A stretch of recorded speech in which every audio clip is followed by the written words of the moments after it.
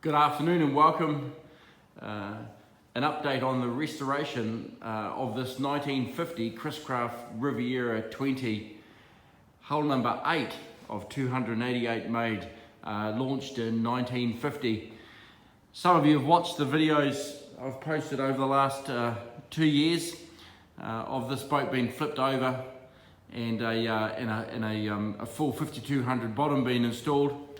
And over the last months, we've worked to replace the deck, so we've put all new deck beams on and then applied all new deck timbers, and the last few nights have been taken up by this process of gluing in all these bungs, which will need to be obviously taken back as the boat is fed in. So lots of timber work being done on this. I actually took a full week to get stuck into this because I was just trying to do it in hours at a time, and it was becoming a bit hard to sort of make some serious progress. So I took a week and set to it and spent 70 hours and basically got this whole deck in to the point that you see it today, ready for the nose cone to be set in by a cabinet maker friend of mine. And then obviously there's fairing work. So part of this process was that we replaced these tow rails, this covering board on the forward section of the boat. So this is a new covering rail through here, and this is the existing covering rail through this corner here, or corner rail through this corner here. So these were decayed on the end, as they do because of the way that they were installed and not bedded in. So these had about 3.5 inches trimmed off the end, set back, and then a new rail put in all the way through. So we did same on both sides. Part of that process was that we end up replacing the deck shelf on the port forward end. So we've had to do that as well. So yes, this is all new. This is existing. And then we come down to this part here, we run into the existing, and then we get down here, and of course this piece here is new. These boats decay quite badly with the way that the water sits in them. Now, you'll see on the back here that we haven't replaced this board and done the back corner yet. One of the bits of timber I couldn't buy was a bit of timber stock. In New Zealand there's no dark red Meranti, which is the timber these boats are built from, so I couldn't buy any timber stock that was big enough to do this rear covering board in one piece. So we elected to do it in 3 pieces, and what we're going to do is we're going to joint it on this joint here, where it comes down and is whited in with the to bring up the yellow stain, and then obviously the mahogany stain in beside it, which will look a little bit like this board down here. So this board here will sit here, and you can see that we've attempted, and we're going to joint it there, and therefore we'll be able to just bring that joint in behind that caulking line, so that'll tidy that up. So that's been our process to date. Other concession we had to make on this boat is, once again, just getting this timber stock. So these rear covering boards that run down through the back and over the engine bay, from the factory there was 3 boards in here, and they were 1 and then obviously 1 either side, making 3.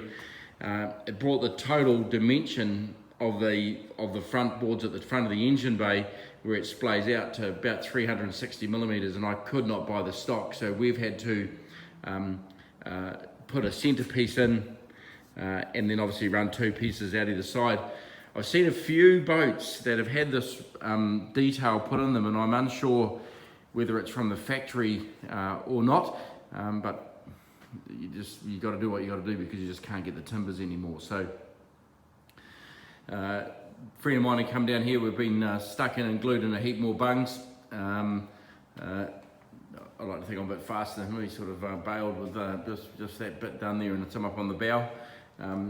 The other part of this boat that we've been playing around with is we've machined in these rub rails through here. So these are all cut and fitted out by hand. they're temporarily fitted at the moment. You can see them strapped at the back, and I've temporarily fitted them at the moment because and strapped it with a tie down strap to help me set the shape of the rear board. I can't buy much in the way of silicon bronze fasteners in New Zealand, and so I'm waiting on some silicon bronze carriage bolts to come out of Australia to help me, because these were originally screwed in from the inside. I've elected that we're going to brace them, and we're going to carriage bolt them in through here with a packer on the inside and give them a bit of strength. The rubber rail will come over the top, so that'll disguise where the coach bolt goes, but it'll be a bit stronger than just simply screwing them in. So they're sort of kind of sitting there waiting for the carriage bolts, which are 2 to 3 weeks away. So that sort of talks to that. Engine bay lid, a little bit of an error on the engine bay lid, so I've got a little bit of work to do to tidy that up. Just a bit of a byproduct of sort of just templates and stuff. So but look, that's the deck that we've put in. A huge amount of effort.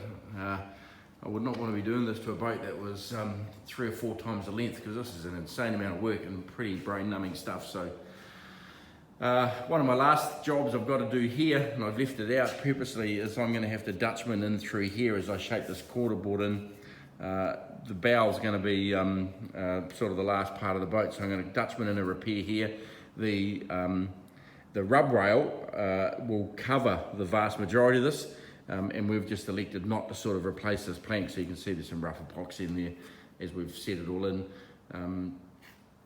The plank has been bedded in 5200, so the epoxy, the front end of that plank has been bedded in 5200, so the epoxy just is a bit of a gap filler. So that's where we're at on the restoration of this 1950 Chris Craft Riviera. One interesting side note is that I've had the matching numbers engine completely rebuilt. We've put, the engine's not in the boat, it's down at the engine builders. We've put 4 sleeves into that engine. We've redressed the crank. We've put 6 new pistons into it. We've hand machined the valves. And we've polished the camshaft bearings. It's got a 12 volt conversion on both the starter motor, and it's going to have a 12 volt conversion on the generator. And we've spent a fair bit of time trying to get the carburetor settled, but it's just too hard to do. So we've actually just ordered a reconditioned carburetor from America, and that'll go into that engine. So that's where we're at. So today's the 26th of July.